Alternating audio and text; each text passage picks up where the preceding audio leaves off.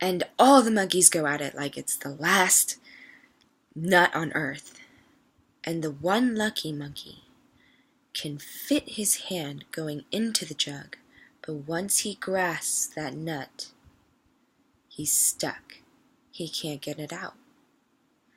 This is an addict monkey, is what he said.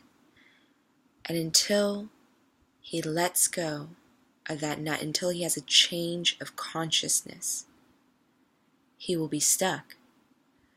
And now a hunter will come and change his consciousness for him, or he can let go. He said that we need to let go of all of our nuts or surely die. And some of our nuts are harder to let go than others. Sometimes it's a loved one. Sometimes it's someone who we think is a good person, but we can't let go of. But yeah, that's how it's explained to me. And those are the things that keep me clean. Your next question, what is your current job? How will the life skills you've developed in recovery help you in politics? Well, I can tell you right now, while most politicians are, politicians, I'd be the politician who has to go through 12 steps for every decision that I make. But my current job is doing my freelance photography work. It's wedding season. I do one wedding and it's $5,000 and then I can campaign full time pretty much. However, I would like to mention that that's not what I was doing when I got here. I gave up on my dream of being a photojournalist. Addiction had beat me down so hard that I gave up on my job, on my dream. When I came here, I became a caretaker, actually, for developmentally disabled adults with autism, and all of them were dual diagnosed with mental illnesses, things like bipolar disorder, or schizophrenia, etc. And my father is actually a disabled veteran who hit psychosis during his service, and it turned into full-blown schizophrenia. So I grew up taking care of people with mental illnesses. It's probably why I care so much about expanding it in this state. We're 47th out of 50 in the nation for mental health services, which is shameful, actually. It's shameful in a progressive state like ours. But I bring that up because if I get elected, I'll probably be the only city council member who is a certified home care aide, who has long-term dementia specialty training, 75 hours of DSHS approved long-term care worker training, a valid food handlers workers card, and American Red Cross first aid and CPR training. I would probably be the only city council member who could take care of your grandmother, your child, and everybody at the same time. My last job was at the Washington State Legislature in the photography department, and that was a 4-month contract for the session. That ended in April, actually. But the way I got into that is I met now Congresswoman Pramila Jayapal, who recruited me onto her campaign for Congress, her 2016 campaign, as a communications intern. And she found out I take pictures, and I took all of her photos, and now we're here. I had given up on my dream, and I'm living out my dream. During that time, I went to school full-time. I graduated from Shoreline Community College. I went on to enter North Seattle College's very new bachelor's program. They're offering 4-year degrees now. This one was in computer science, and depending on how the election goes, who knows? Maybe I'll go and finish up my degree. Lord knows there needs to be more women in STEM careers. So, The next question. You're in favor of safe injection sites. Do you envision them helping addicts get clean? If so, how will they work? Have you talked with the county health authorities who are supporting the program? If so, what did you learn from them? Are you familiar with the injection site experience in Vancouver, Canada? What's your take on those? The quick answer would be yes. I am very much for safe consumption sites. And I was actually told that the terminology should include, it should not be called safe injection anymore, but safe consumption, because not everybody is an IV user. You know, like Adam Childs, he wasn't an IV user. I envision these as, anytime I hear an argument against safe injection sites, I tell them one thing, which is, would you rather there be needles in the streets where children play? Because addicts are going to use. That is a fact. It is not going to go away. If you ever walk along Pioneer Square and you see all the needles littering the ground, especially with the homeless folks who can't afford a for-profit detox and can't get their life together because there's no treatment options, they're going to continue to use in the streets. And then we are going to end up paying for them. It costs more to keep addicts on the street, by the way. Ambulances, police rides, helping with overdose, intervening and reviving. Who do you think pays for all of this? It's us. We pay to keep them on the street and using. We, the taxpayer, your money goes to pay addicts to stay on the street using and littering the ground with needles. Because if there's one thing that was clear from Nancy Reagan's Just Say No program and the DARE, many of us are graduates of DARE, by the way, is that it doesn't work. Raising the penalties, that doesn't work. This is a disease that makes people act against their own will. And I really want to add that there are pregnant women who are using. Homeless women, a lot of them don't have birth control because that's not exactly high on their priority list, and they end up pregnant. And what about the babies who don't choose to have this disease? You know, they end up being born addicted and go through withdrawal as the first phase of life.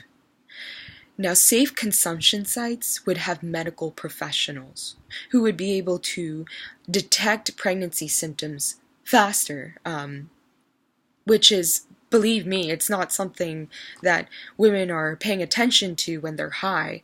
And then they can seek treatment faster.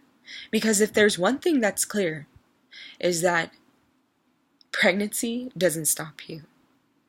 Your children won't keep you clean.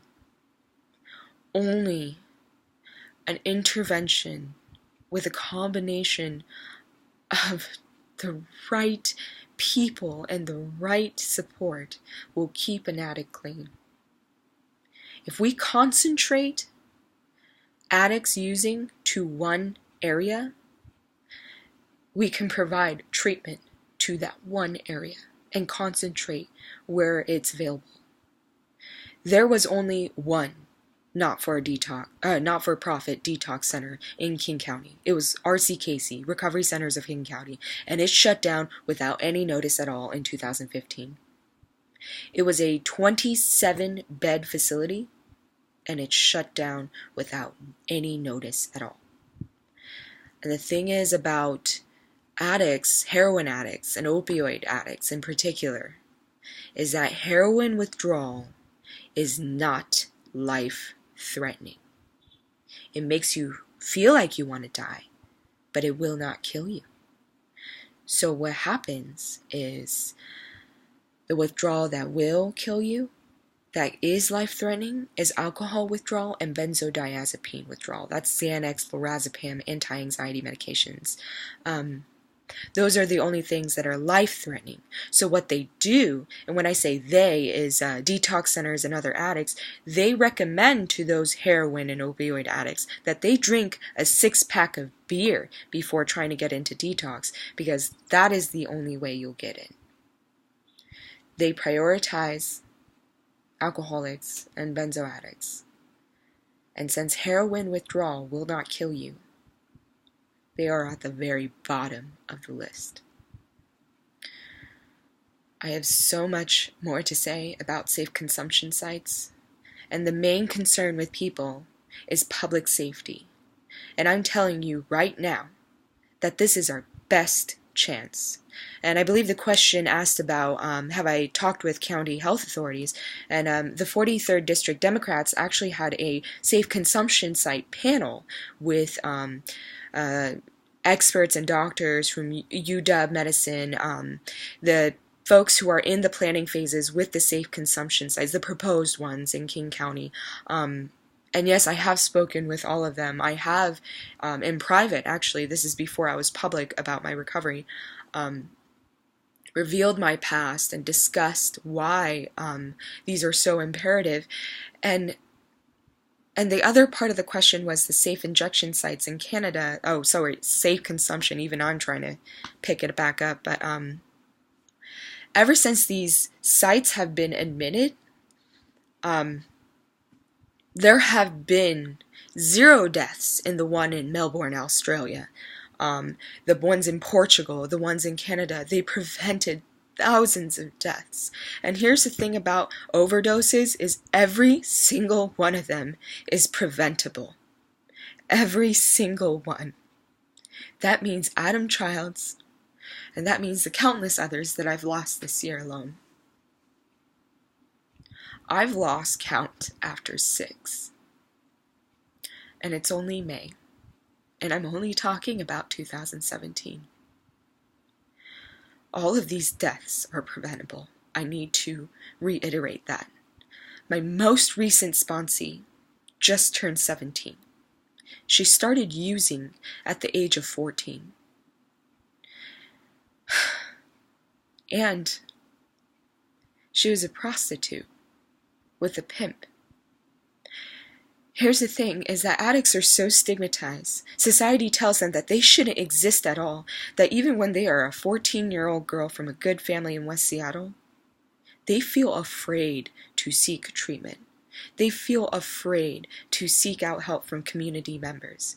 So these safe consumption sites it is imperative that we have them. It is just unbelievable the need that we have for these. In fact, these would not only help clean up the streets of needles and paraphernalia, but it would be offered as one of the only sources for those who are seeking treatment anonymously. Another part of my identity is I've been helping Korean families navigate through this really complicated healthcare system of ours. Korean families with children who are addicts, and it gets even more complicated when there is a language barrier, a language and a cultural barrier of shame. There's only one word that encompasses all drugs in Korean. It's called mayak. And that means that I have to explain to these parents in excruciating detail what their children are doing, to emphasize the gravity of the situation, and just convincing them is hard enough as it is, and the lack of education is stunning. It's stunning. It's this boy convinced his mother that his drugs, his meth specifically, we figured out what it was from a picture, his meth was a prescription, and that he could take it better by smoking it off tinfoil. And the mother believed him. This is the lack of education that we have. It is imperative that we have safe consumption sites where people who will be ostracized, without a doubt, by their community, can go without the risk of being blamed for their disease. For society will have us believe that it's our fault. And it is not. It is not your fault.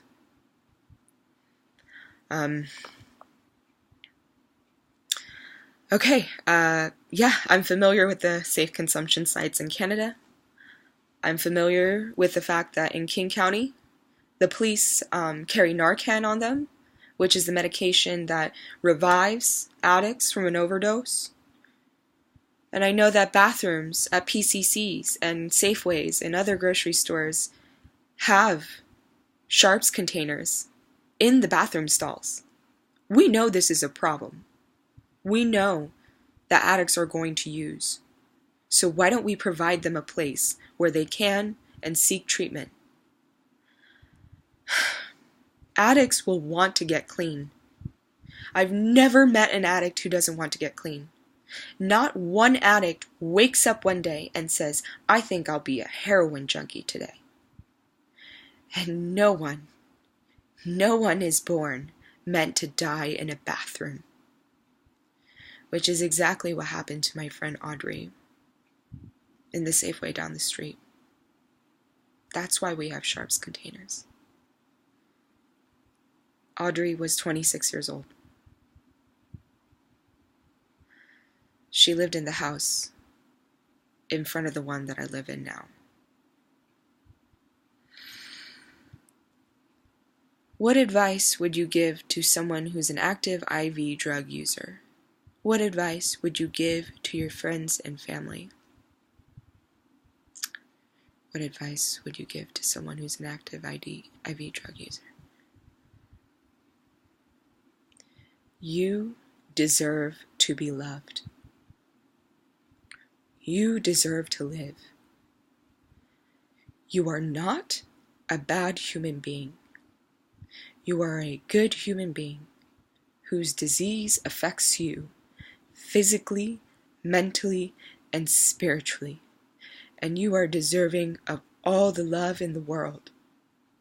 You can and will do great things as long as you keep coming back, and you have to keep coming back.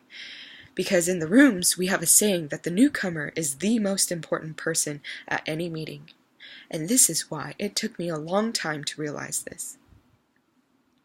The people who run the meetings, who have multiple years of recovery, they're not always going to be there.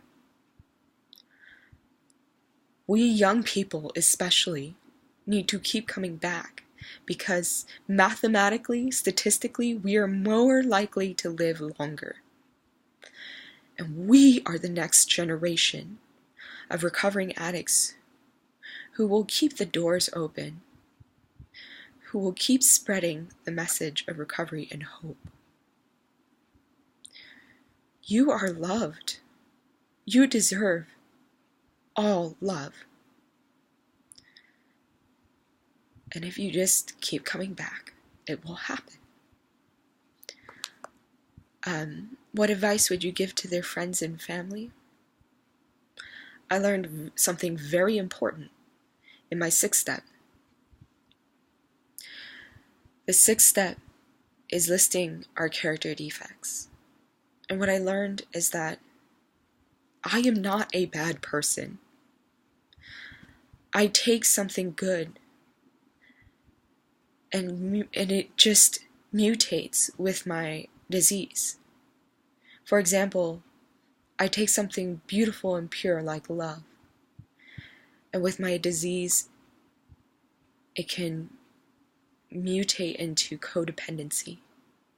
I can take something like protection, like being very protective as a self-defense, being protective of my loved ones, into being aggressive, into being angry.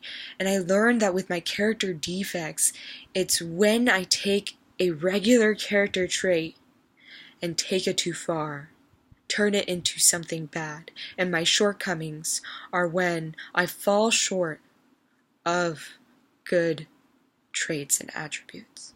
That's when I fall short of being loving, of being kind, of being patient.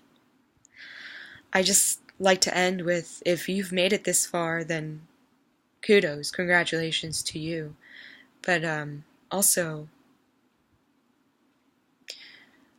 I've spent years sitting through meetings where toxicity and unmanageability run rapid. And the thing about politics is I love it. Politics, meetings, district meetings, city council meetings, they're nowhere near as unmanageable as recovering addicts. I have a very, very high tolerance for BS. And I have all the patience and tolerance in the world. And more importantly, even if I don't win, I'm not going to stop. I'm not going to stop fighting until what needs to be done is done. I'm going to keep fighting for single-payer healthcare, for safe consumption sites, for immigration rights, for disability rights, for female rights, for millennials, for everybody disenfranchised. And maybe even someday a universal basic income. But I hope that you got a sense of who I am, why I feel this way. And I hope that I convinced even just one of you how important and how imperative this issue is. Thank you. Have a wonderful day. And Shoreline, don't forget, you have a voice. Let it be heard.